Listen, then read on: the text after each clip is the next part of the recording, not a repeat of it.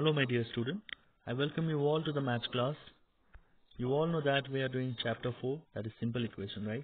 And you also know that in our previous class we have completed our exercise 4.1, right? So from today onwards we are going to start our exercise 4.2, but before that we will complete our last question from exercise 4.1. That was your home assignment, right? So we'll complete that and we'll proceed to our class assignment, okay?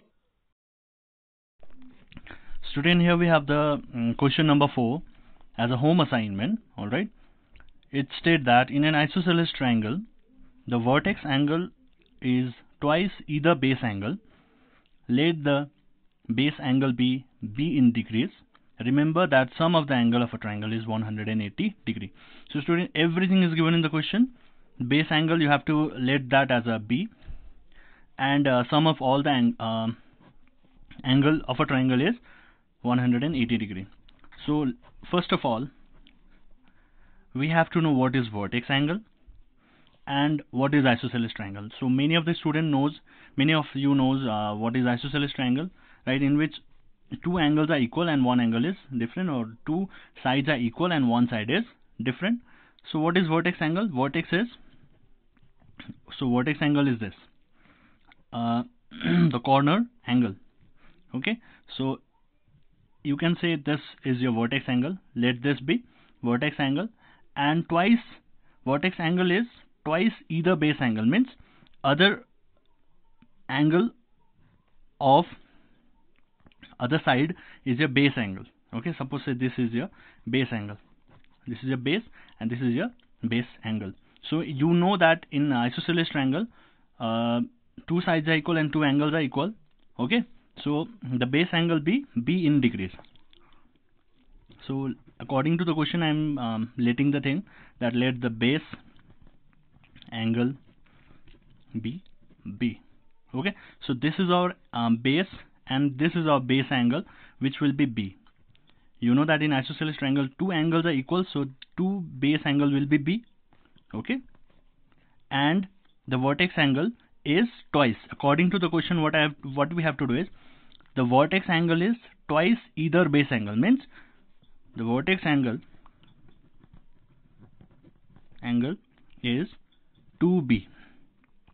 Okay, that means this angle, this is your vertex angle, this will be a twice of the base angle. Okay, twice of the base angle, so that it will be 2b. So another important thing is given, that remember that sum of the angle of the triangle is 180 degree. That is, there are three angles in a triangle, so that will make b plus b plus b. B is one angle, but in case of this there is 2b, that's why I'm going to write 2b. One of the that is vertex angle is twice of that base angle, so another angle is b, another angle is b degree, and this sum of the angle is 180 degree. This is when you add this three angle, the triangle will be of 180 degree. So you can write which property I'm using here is sum of the angle of triangle. Alright, so that makes we have 180 degree. Okay, so 2b plus b plus b is 2b plus b is 3b, 3b plus b is your 4b is equal to 180 degree. This is your equation which you have to form. Okay, this is your left hand side, which is 4b, and this is your right hand side, which is 180 degree. So student, with this we are over with our home assignment. Now we will start doing exercise 4.2, which will be a class work or as a class assignment. Okay, student, here we have the first question as a class assignment from exercise 4.2, page number 86. Okay, so there are a variety of a question you will find which you have to solve. Okay, first you have to understand what the question is trying to ask us. Okay, so let us study the question first. Give first the step you will use to separate the variable and then solve the equation. You have to solve the equation also, and then you will separate the variables also. So let us solve number a first. X minus 1 is equal to 0. Now we cannot solve with this x minus 1. We have to bring this side, you all know, but we are not going to do that one. We are going to do something extra here. Just see, adding plus 1 on both the side of a equation. On the both side of equation means on the left hand side this is our LHS and this is our RHS. On the both the side means left hand side and the right hand side. Okay, so if I add like this 0 plus 1, it will become, you will understand why I have added plus 1, because minus 1 and plus 1 is 0 is equal to 0 plus 1 is 1. Now x plus 0 is x, so now you got the value, x is equal to 1. That's why I have added 1 here. If suppose there was plus 1, then I could have subtract 1 on both the side. Okay, so let's do number B also. With that you will be clear. Just see here, plus 1 is there. Now I have to make 0 here. In this side I have to make 0. So what I'm going to do is subtract 1 on both the side. On both the side I am subtracting 1 here. So what I am getting, minus 1, no? So x plus 1 minus 1 is equal to 0. So plus 1 minus 1 is 0. So I am going to write here x is equal to, sorry, I have forgot to write here also. We have to subtract on both the side, that's why minus 1. X will be equals to minus 1. Or instead of doing this, if you could have done, if you have crossed the boundary and brought this plus 1 to this side, to the right hand side, what would happen? X minus 1 only, no? So x is equal to minus 1 only. Same thing, but I am giving you another way of solving also. You should not be on one sided, you should be on both the side to solve. On any way you should solve the problem. Okay, so let us solve number C. Here we have the question number C. So what you think, what you should do in this case, what you should add or subtract? You should add 1, adding plus 1 on both the side, that is left hand side and right hand side. So x minus 1 plus 1 is equal to 5 plus 1, x, it is 0 here, and in this side 5 plus 1 is 6. So x plus 0 is x is equal to 6, so the value is 6. You are separating the variables as well as you are getting the value also, solving the equation also. To solve means you have to get the value of x. Similarly, we have question number D. X plus 6 is equal to 2. What you should do in this case? So I will subtracting minus 1, or putting minus 1 on both the side. Subtracting 1 on both side, not 1. How it could be 1? It will be 6, because you have to make 0 in this case, no? So x plus 6 minus 6 is equal to 2 minus 6. So it is x plus 6 minus 6. I am opening the bracket. 2 minus 6 is minus 4. It is x plus 0 is equal to minus 4. X is equal to minus 4. I hope you have understood. Whatever is there, you should add the opposite of that. Suppose plus 6 is there, you will do minus 6. If suppose minus 6, then plus 6. In this case also minus 1 was there, so I have added plus 1. Okay. We have our question number E. Y minus 4 is equal to minus 7. So I will add plus, adding 4 in both side, we will get y minus plus 4 is equal to minus 4 plus 4. Here it will be 0. You can put minus 0 or plus 0, no problem, anything. Okay, so minus 4 plus 3 is minus 3. It is y is equal to minus 3, because y plus 0 is y, y minus 0 is also y, so that's why the value will be same. Y is equal to minus 3. I hope you have understood. Proceeding to number 7, y minus 4 is equal to 4.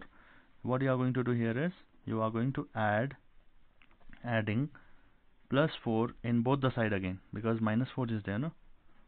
Both side we are going to get y minus 4 plus 4 is equal to 4 plus 4. y minus 0 is equal to, just see, I have given here 4 plus 0. Now I'm giving minus 0. Not a big problem. Okay, so here it will be 4 plus 4 is 8, and y minus 0 is y again here, so y is equal to 8. So the answer is y is equal to 8 in case of number F, y is equal to minus 3 in case of number E. Okay, student. So student, with that, 2 more questions are left, that is number G and number H. This will be a home assignment. Okay, you will try to do it yourself. Very easy one. Just use the technique or the basic idea which I have done. You will solve on such a manner. Okay. Proceeding forward to question number 2 from exercise 4.2, we have, give first the step you will use to separate the variable and then solve the equation.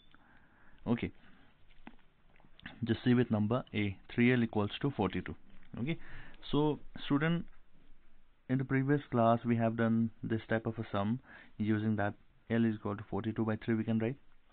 Yes, but here I will show you the different technique. Okay, another step to solve the method. Just see a 3L it is there, no? In the right hand side we have to remove this 3.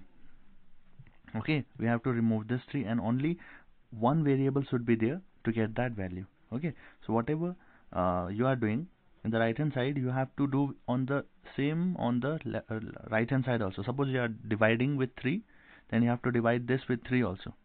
If you are multiplying this with 3, then you have to multiply with this also 3. Okay, suppose I'm here dividing with 3. Why? Because 3 and 3 can be deducted and only L can be remain there, no? Only alone L will be there. That is our aim.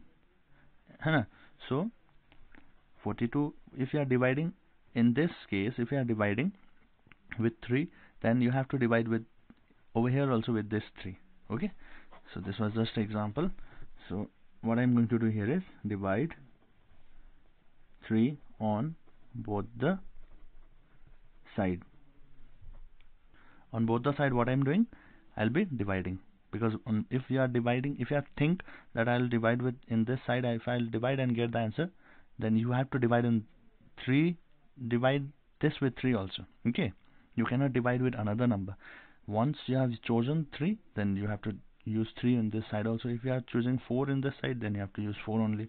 Okay, just see, 42 by 3. Yes, so now what happened, 3 and 3 can be cut. So what we can write, L is equal to 42 by 3 can be done. Yes, it is possible, because 3 1s are 3, 3 14s is possible. So our L value is 14. Student, I hope you have understood this, right?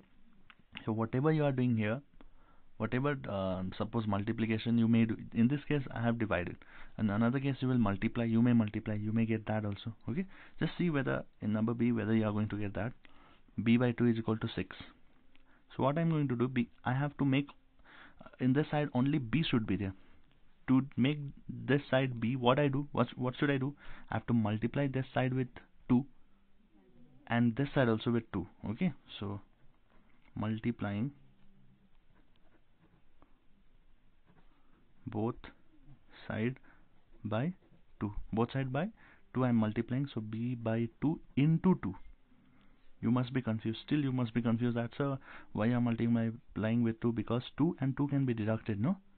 Yes, if I do so, then it will be remain B there, and the value will be directly you can get, and 6 into 2, 2 and 2 can be cut. I have done so.